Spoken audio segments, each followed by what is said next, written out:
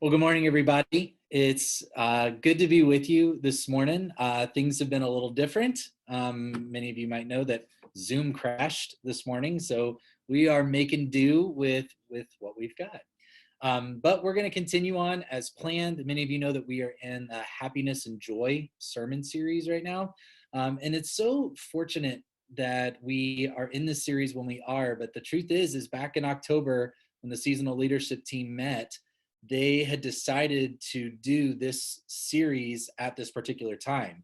And we started off the year with the love, sex, and relationships. Then we went to the environmentalism series over Lent. And we had felt really good about this idea of leaving the season of Lent and going into the season of Easter, talking about joy and happiness. And who would have known that we would have been in the middle of a pandemic when all of this was happening? But it's also fortunate that we're able to talk about some of these things. And so Paul kicked us off 3 weeks ago talking about ordinary joy in extraordinary times. And then 2 weeks ago, Kristen talked about gratitude, the idea of how thankfulness and joy are related. And last week for Mother's Day, Paul talked about wisdom. But today I am going to talk about things in a fairly practical way, and talking about joy and happiness as part of our lives. And to kick all of that off, I have some friends that are going to help me tell our scripture reference for this morning. We're going to be using this particular story as inspiration. We're going to look at all the pieces of it to talk about joy and how it all relates. So take a second and enjoy our friends as they tell you a little bit about Jonah. Jonah was a character of the Bible. God asked Jonah to go to Nineveh to ask the people to be nice to each other and stop being mean. Jonah said, "No way." No way! No way, and ran away as best as he could. Sprinted away and got onto a ship and sailed away. And then a huge storm came, and it had waves that were crashing on the ship. Storm came and rocked the ship all about like this. Jonah knew that the storm would last as long as he didn't go to the city of Nineveh. So he told the sailors to throw him overboard. So they did. When he was in the water, a big fish came and swallowed him up. And the tuna fish ate him. And he stayed inside the tuna fish's belly for 3 days, but he was still alive. It didn't chew on him or anything. It just swallowed him. And then when he said, okay, I'll listen, the fish just spit him out. You spit him out? Yeah. And he was all wet and soggy and drenched in water and whale stuff. And he asked the kids to stop being mean to each other and be nice. He climbed up a mountain to see what God was going to do to them. Then she saw how they changed and she didn't punish them. But God didn't punish them because they said and they listened. And the people of Nineveh listened to Jonah and said they were sorry, and God didn't punish them. He got really mad, but he kept sitting there. I did what you told me to do, and you changed your mind. The sun came and made him really hot, and he was sweating a lot. So God made a plant grow to shield him from the sun. And God grew a tree that was like 5 stories tall to give him shade. Then the plant got too hot and started to die. Then Jonah was hot again. He was mad about everything. God said, hey, if you would have been paying attention, everybody would be much nicer. Yeah. So Jonah listened to God and was glad that the people were nice to each other. The end. The end. It's over. It's over! Yay!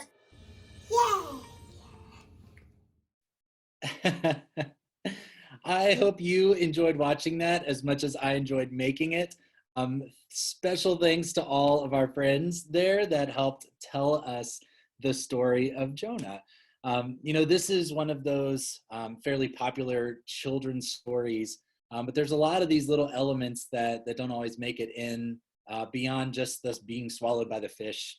But what I want to do today is just unpack this story, and I want to talk specifically about the instances that Jonah as a character had in his life, and the events and circumstances that he encountered that affected his sense of inner peace, his sense of joy and happiness. And I'm actually going to tell the story backwards a little bit. But before we get there, I just wanted to tell you a little bit about where Jonah falls in the grand story of things. So Jonah is set at the very, very tail end of the Old Testament. So if you think about creation story, the Exodus, the time of Judges, the time of Kings, David and Solomon, and then the captivity happens. They go away to Babylon for a hot minute, and then they come back, and Nehemiah goes, and he's looking to rebuild Jerusalem. Jonah is slated to be pretty much at the very tail end of that, 4th or 5th century BCE. So the world is fairly sophisticated at this point. The idea of empires and kind of the world getting much, much bigger is starting to become more of a reality. And that does kind of affect a little bit of this storytelling. And so I wanted to tell you about this particular, where it's set in the world. There's our little recap here. Jonah goes to Nineveh and runs away. He experiences the storm, and then he's thrown overboard. He's swallowed by the fish and spends a few days in isolation. He finally does end up going to preach and awaits God's action on the mountain. And then he has this experience with this mysterious plant, and he's feeling all sorts of emotions. So this is to go back to the beginning of the story, this is the proximity that we're talking about here. So you can see how close Nineveh is. It's only a couple hundred miles away. Joppa is where he gets on the boat, and it says he's going to Tarshish, and Tarshish is in Spain. And so this whole journey, this is meant to be some kind of metaphor for get as far away from where God wants you to be as you can possibly get. It was intended to be exaggerated, but also think about how far the world has come, that they understand the geography to this level. But also keep in mind that some of these metaphors, this is kind of my third point here, is the kind of story that this is. There's a lot of belief that this is kind of a fairy tale, kind of a cautionary tale that's being told at the times about what obedience is and what mercy and grace is. But theologians across the ages have been debating whether or not this is real or not. Augustine of Hippo said this: "The thing is utterly improbable and incredible that a man swallowed with his clothes on should have existed in the insides of a fish. Questions such as these I've seen discussed by pagans amidst loud laughter and with great scorn." There's this belief of some of these things are just so outrageous that the story is not meant to be taken as literally. However, the principles are really solid.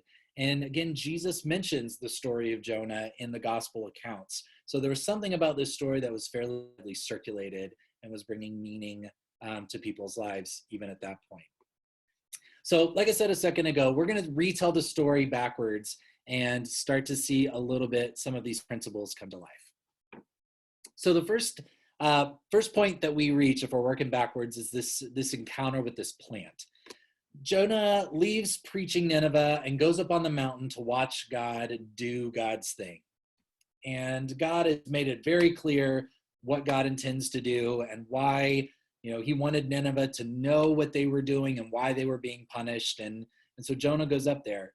he's miserable. He builds a shelter. It's not really that great a thing. He's hot. He's in a terrible mood. God has this plant grow, which shades him. And then he has the worm come, and the worm eats the plant, and it dies the next day. And here Jonah's kind of back. And Jonah just has this like moment of extreme discomfort. And that's, for me, one of the big, easiest principles that I think that we can consider on the things that rob us of our joy. I wanted to tell you a little bit of a story. When I was in college, I was a youth director, and similar to how I do things now, took a bunch of my teenagers out on this big adventure trip. And this time around, I had found this little island off the coast of Crystal River, which is on the west coast of Florida. And we were going to do this super survivor style, adventure style camping trip and game weekend. It was super cool. I had some dads give me some boats, and we all met there, and we kind of ferried out. And the weekend was awesome. We got to swim with manatees, and Crystal River itself is a spring-fed river, so this really refreshing fresh water, and it was awesome. The first night that we were out there, though, set up my tent and realized at that moment how unprepared I was to tent camp in Florida in July. And if you've ever been down there during that time of year, the heat is unbearable. And I can tell you, trying to sleep in a puddle of my own sweat, there was no part of me that was feeling this sense of joy and this sense of happiness at that time. Now, you could argue that probably wasn't the right emotion to be feeling in response to that, but I really had this environment that all of a sudden I was living this awesome weekend, this fun experience, and in a second, my environment changed, and it started to threaten this idea of whether or not I could be happy. And I've been thinking about this idea of discomfort and how just in a split second, some of our joy can be taken away. And I want you to take a second. I want you to think about times when your environment, physical environment, started to affect whether or not you were happy. I think about waiting in an airport while my flight is delayed, or being in a restaurant that's too cold, or ordering food that I thought I really wanted and it really wasn't what I wanted, or it was made poorly. Or I want you to think about how quickly some things that you have your heart set on, as soon as you are uncomfortable, your sense of inner peace or sense of inner joy is threatened. That's the first piece of this puzzle. And I think it's one of the pieces that can rob us of joy. I want to move on. I want to move back to number 2. So if we go backwards in the story a piece, why is Jonah up on the mountainside to begin with? Jonah is up there because he is expecting God to do something. He's expecting God to act in accordance with what he had said. Jonah has had this humiliating, harrowing experience and believes that he needs a payoff for what he's done. He believes Nineveh deserves to be punished for what they've done. And God, in a sense, told Jonah that's what he was going to do. And yet God goes down and listens to the people of Nineveh and sees their repentance. And, like the scripture says, God changed God's mind. And at some level, Jonah is up there and he's feeling these negative emotions, these anger emotions, because God said that God would do something and he didn't. And so there's this sense of disappointment that comes over him. Many of you know that Aaron and I are in an adoption process right now. And last November, we did match with a birth mom, and the baby was due at the end of February. 5 days before the baby was born, the birth mom called our agent and changed her mind and said that she's decided to parent the baby herself. And I bet you can imagine in some related way how disappointing that news is. Now, let me put a disclaimer on this. I don't want to villainize negative emotions or non-happy emotions. Healthy people feel a variety and wide range of emotions. It's actually healthy to feel emotions that are related to the environments and circumstances that come about in our everyday life. It was appropriate for us to be disappointed. What I'm wanting you to see there is this, how quickly emotions were changed by things outside of our control. And more often than not, this disappointment can come with a sense of disagreement on values. This wasn't just about not getting something, but believing in a sense that we were the right people for this, that we believe we want to be parents, we're prepared to be parents, but we have kind of a disagreement of values on this. And I want you to think about a time or a situation when a decision was made that didn't support what you thought was the right thing to do. And I'm not talking about high consequence stuff. I'm not talking about social justice. I'm not talking about times when maybe you should be a little angry or should be a little indignant or call to action. I'm talking about lower consequences stuff. I'll talk about things weren't prepared the way that you thought they would be. Things changed that you didn't think needed to be changed. Things that there's a whole sense of disagreement of values right now about quarantine.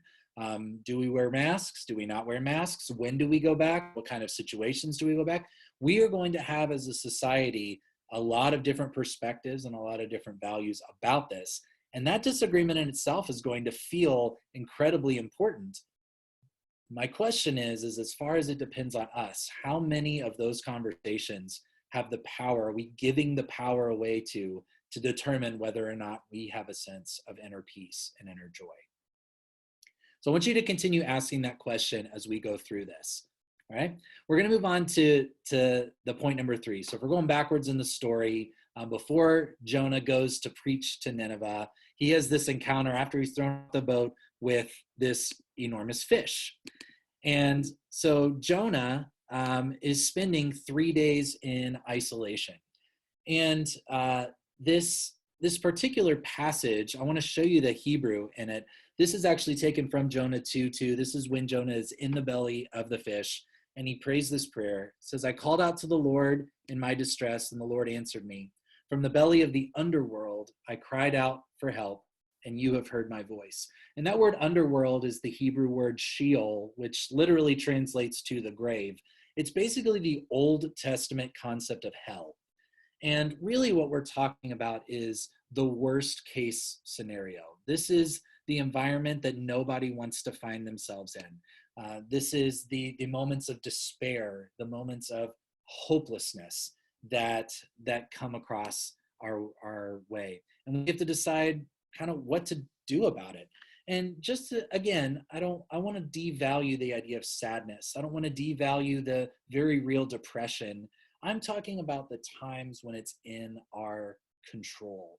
And sometimes I have to wonder if, being inside kind of feels like we're trapped, or that we don't know when this is going to be over, and what emotions are connected with that sense of hopelessness or helplessness. And what do we do in the midst of those times? And it could be that these are the moments when you really want to withdraw and be reclusive and just take care of yourself, or keep people at bay, or news sources at bay, or social media at bay, and think about the healthy interactions that you do get to have. But also just want to think about, when is it time to press in with someone you trust or love? When is it time to let yourself be encouraged? When is it time to borrow some hope from somebody that might have a little bit more than you do right now? That's really important during this time. The isolation factor can be debilitating. And a lot of times it could be just reaching out and letting people know, I'm not okay, or I'm sad right now, or I don't know what we're going to do, or I don't know if I'm going to make it. Sometimes that's where God brings us together. And that isolation all of a sudden can have power over whether or not we have a sense of inner joy. And maybe it doesn't have to. Maybe it doesn't have to all the time. So let's move back one more step. And this is before Jonah's thrown into the water itself. You have this sense of real and present danger that happens. This storm is no joke. And the fear and the anxiety that everyone is feeling is really life or death. And there's really no better comparison, I think, in any point I've made to date to what our current situation might be fueling in some people, but this sense of, what are we going to do? And what if we are vulnerable? And how are we going to reintegrate safely? you think about these really serious and real situations of danger that we could be in. The first Sunday that I preached here at Second Pres, I told a story that I think this might illustrate this point, but it was back in 2014, and it was the snowpocalypse that Atlanta had. And if you go back and watch the whole thing, you'll get the whole story. But basically, I was down in downtown Atlanta. I was about an hour away from home. I was working on a contract for a job. And I went to leave. It was right at dusk. And what had happened is the snow had fallen, but the temperature was still above freezing. So everything that was falling and sticking to the ground was starting to melt. As soon as it got dark, the temperature plummeted, and all of this melting snow basically turned into ice. And the entire metro city of Atlanta was frozen in place. I had forgotten to fill up with gas before I left. And so I was able to pull into a parking garage at a Target in downtown Atlanta. And I had this moment where I was starting to face the reality of what had happened. There was no way I was going to get home. I couldn't leave my car running to keep me warm. I had very few resources with me. And even if I could get out, like, cars were literally frozen to the interstate. There was a story of a woman actually gave birth in her car to a baby. She was trying to get to the hospital. I mean, this thing was serious. And I remember having this moment of kind of a come to Jesus moment. And sometimes you grasp onto proverbs and principles and kind of these catchphrases when you're in moments of truth like that. But the question I asked myself was, is this a nightmare or is this an adventure? And so much of dealing with that and how I was able to eventually walk a few miles and take a train and walk another few miles to some friend's house and spend the night really was about my perspective. As afraid as I was, there was still this belief that I could do something about it. And remember, courage is not the absence of fear. Courage is what you do in the face of it. And that kind of takes us into this last point, because at the very beginning of the story, what Jonah ultimately has to face is whether or not he's going to decide to go here. Keep in mind that Jonah's solution to this problem was to go really far away. It was to run away from it all. And a lot of times the things that can rob us of joy is putting happiness as this destination point. It's the thing that I want to be and I want to become. For Jonah, it was the place in Spain. Once I get there, I'll be okay. And the problem with that mindset is, if happiness is a destination, then what are you feeling every step of the way towards that? And so much of our power within this of living a life that's filled with joy and living a life that's filled with peace is about making the decision to let it be a part of our everyday lives. One of the things that I loved over Easter was watching how everyone started to find joy in the simplicity, find joy in new baby birds getting birthed or flowers blooming. All of a sudden, we started to appreciate these really simple things. And I really believe that part of that was us choosing to find the good in the midst of a hard situation. And I think that I have a hard time with this premise of choose joy, because I think sometimes it can feel a little shaming, like what happens if you don't choose joy, or what happens if you can't choose joy. There can be this kind of condescending or shaming tone to it. But I do believe that there's something about being proactive with that, of coming into the world, facing the world, waking up every morning and deciding to say, as far as it depends on me, what can I do to choose joy, to choose to be joyful and not let the peripheral experiences and circumstances of my life take control? So much of life is about, do we give that away? Do we place joy on the when I get that, I'll be joyful? Or as long as this doesn't happen, I'll be fine. Or, saying having one bad thing happen ruins an entire experience.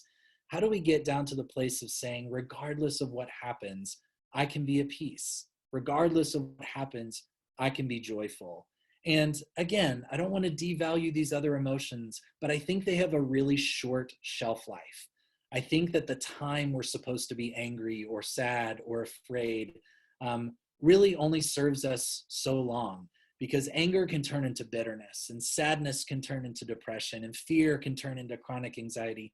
But if we can choose joy, hopefully those experiences are appropriate for what they are, but then help us remember who we are and the values that we've decided to live by.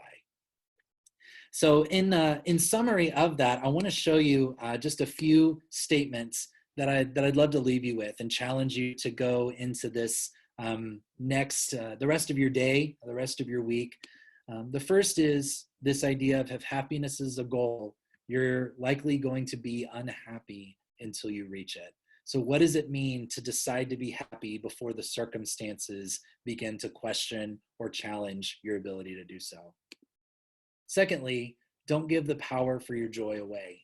As far as it depends on you, whenever joy is possible, choose it.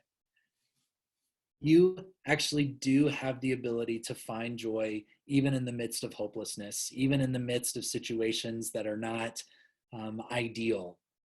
And I want to challenge you to do that, because I think there's a lot of opportunity for us, especially during this time of quarantine and this time of staying separated, that we can still find that happiness and live that happiness. I want to challenge you not to look back on this time with regret, not look back on this time with difficult emotions or sadness, but the time when we banded together and we were able to make the most of a hard situation. Feel your feelings, and it's okay if this is hard. There's no shame in that, but know that we're all in this together, and maybe we can find some silver linings in the midst of all of this.